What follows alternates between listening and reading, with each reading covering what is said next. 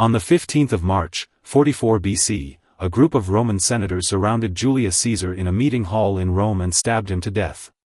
Every account of the Roman Republic's final years starts there, with the knives and the Senate floor and the fall of one extraordinary man. Almost none of them mention that on the far side of the world, on a remote volcanic island off the coast of Alaska, in a place no one in Rome had ever heard of, the ground was about to do something that mattered just as much. The following year, a volcano called Okmuk erupted there, throwing so much ash and sulfur into the upper atmosphere that it counts among the largest eruptions of the last 2,500 years. Nobody in Rome ever connected the failed harvests and the strange cold to a mountain on the other side of the planet. They had no way to. We do, because ice cores in the Arctic still hold the fallout, layered and dated, more than 20 centuries later. It would not be the last time in this episode that the most consequential force acting on a great civilization turned out to be one that nobody in charge ever saw, named, or understood while it was happening. That is the pattern behind every event in this episode. None of these 5 disasters were caused by a person, an army, or a law. Each one was the planet doing what the planet does, with no regard for what stood in the way.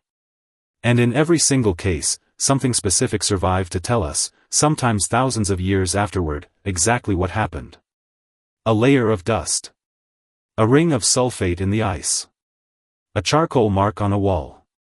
A folk memory a whole city kept alive for centuries. The evidence outlived the disaster, and that turned out to be its own kind of aftermath.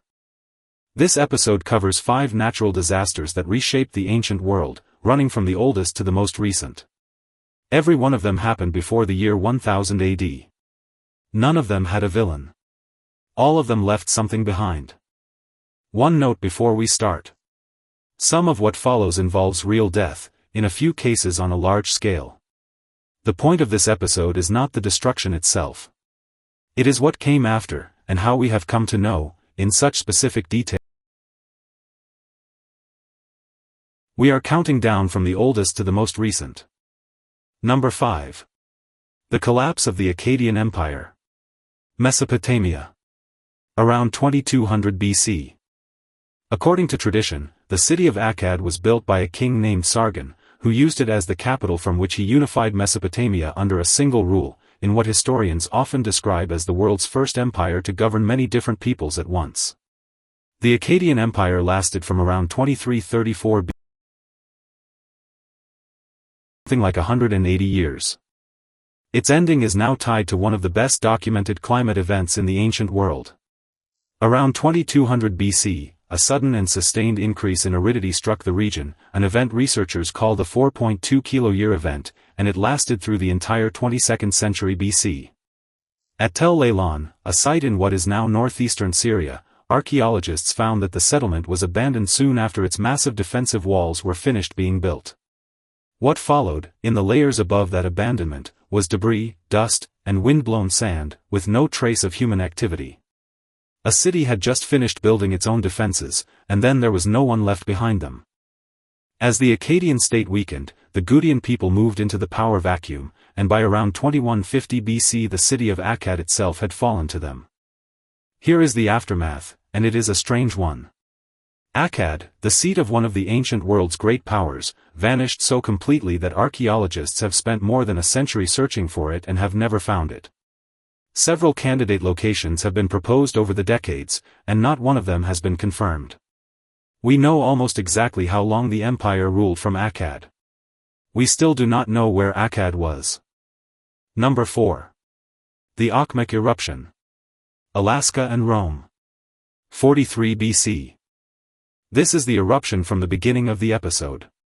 In early 43 BC, Okmuk, a volcano on a remote island in Alaska, produced a caldera-forming eruption ranked among the largest.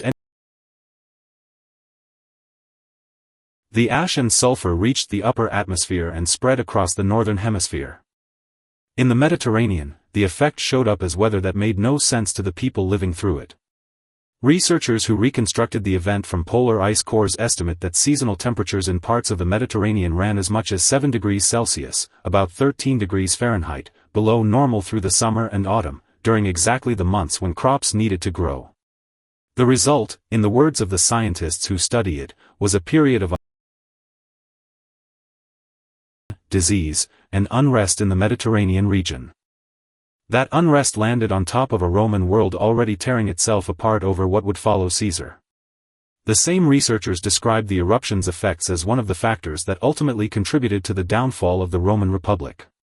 Nobody in the ancient world ever wrote down the connection, because nobody could see it. The aftermath arrived from a place the Romans never knew existed, as cold rain and failed harvests, at the exact moment their political system was already coming apart. Number 3. Mount Vesuvius. Pompeii. 79 AD.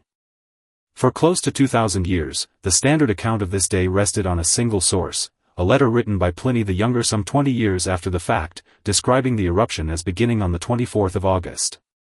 That date has been repeated for so long that Pompeii's own archaeological authority still states it as the eruption date today. It has not gone entirely unchallenged. In 2018, archaeologists working in Pompeii found a piece of charcoal writing on a wall, apparently left by a workman in the middle of a home renovation, referring to a day in mid-October. Coins minted in the summer of 79 AD had already turned up inside a Pompeian house, and fall produce, pomegranates, figs, and walnuts, was found among the ruins. For a while, a real scholarly debate opened up over whether the eruption actually happened in autumn instead. The site's official position today remains the traditional one. Whichever month it was, the year has never been in question. Still is to pin an exact date on a 2,000-year-old catastrophe, even with the physical evidence sitting right there in the ash. Pompeii's population at the time is traditionally put at around 20,000 people, though more recent estimates based on household counts put it closer to 11,500. The eruption buried the town so completely that the remains of only around 1,150 people have been found there, which suggests, though it cannot prove, that most residents got out in time.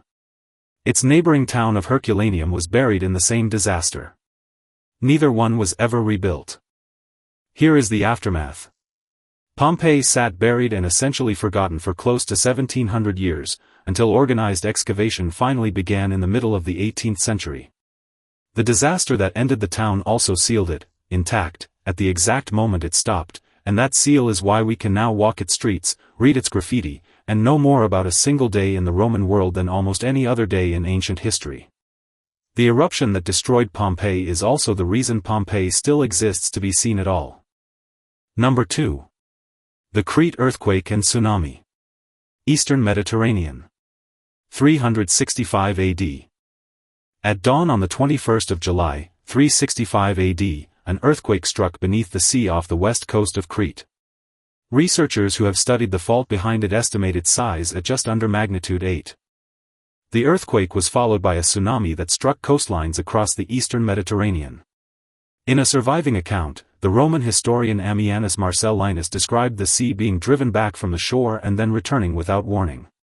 He wrote that the returning water killed many thousands of people by drowning, and that great ships were hurled by the force of the waves onto the roofs of buildings, including in the city of Alexandria in Egypt. Here is the aftermath, and it lasted for generations. In Alexandria, the devastation was severe enough that the anniversary of the disaster was still being formally commemorated as a day of horror centuries after it happened. A single morning's earthquake became a fixture on a city's calendar for longer than most nations survive. And in the present, seismologists studying the same fault line use the 365 AD earthquake to understand the risk that the same coastline still carries today.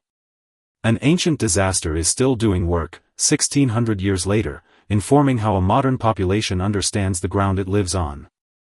Number 1. The volcanic winter of 536 AD. Northern Hemisphere. 536 AD. This is the most recent entry on the list, and among the historians who study it, one of the strangest. In early 536 AD, a volcanic eruption, now traced to Iceland, threw enormous amounts of ash and sulfate into the atmosphere. A mysterious fog spread across Europe, the Middle East, and parts of Asia, and by multiple accounts from the time, the world stayed dark, day and night, for a full 18 months. Summer temperatures across Europe fell by as much as 2.5 degrees Celsius, about 4.5 degrees Fahrenheit, below normal, the start of the coldest period in at least 2,000 years. Two more major eruptions followed, in 540 and in 547, compounding the cooling before the climate had any real chance to recover. It was a pretty drastic change. It happened overnight. Those are the words of Michael McCormick, a history professor at Harvard University, who added that the ancient witnesses really were onto something, and who has called 536 AD the beginning of one of the worst periods to be alive, if not the worst year. The cold brought crop failures across the northern hemisphere, and the resulting hardship was still unfolding when, in 541 AD, the first outbreak of what became known as the Plague of Justinian began. Here is the aftermath. For a very long time, nobody could explain the accounts that survived from this period, of failed harvests in years that should have been ordinary, of a darkened sky nobody could account for. It took ice cores, pulled from glaciers and analyzed with instruments the 6th century could not have imagined, to finally identify the volcanic event sitting behind the old, strange descriptions. The people living through 536 AD experienced the disaster directly. It took nearly 15 centuries, and a great deal of frozen evidence, for anyone to actually explain it to them. Here is what these 5 disasters have in common. None of them were ordered, declared, or caused by anyone. A drought does not sign a decree. A volcano does not issue a warning. Every one of these events simply happened, indifferent to the empire, the town, or the coastline sitting in its path. And in every single case, the planet left behind its own kind of record, sitting quietly for centuries or millennia until somebody with the right tools came looking. Dust in an abandoned city. Ash in the ice. A charcoal mark on a wall, left by a workman doing something as ordinary as a home renovation. A folk memory kept alive on a calendar. The evidence survived even when almost nothing else did. There is something almost hopeful buried in that pattern, and something unsettling at the same time. Hopeful, because it means that nothing that happens to us disappears without a trace, not really, not if someone eventually knows where to look. Believed, reasonably, that the world they had built was stable. Grain stores, city walls, a republic's institutions, a fixed calendar. None of it held up the moment the ground or the sky decided otherwise. So here is the question I want to leave you with. If a thriving empire, a booming Roman marketplace, and an entire hemisphere's climate can all be undone by something nobody in charge ever saw coming, what does that say about how much control anyone building something today actually has over whether it lasts? Leave your answer in the comments. The next episode changes direction completely. It looks at what happens not when a disaster ends a place all at once, but when the people simply leave, slowly, and nobody ever moves back in. Ghost cities, empty for decades, where in some of them the clocks are technically still running. Thanks for watching.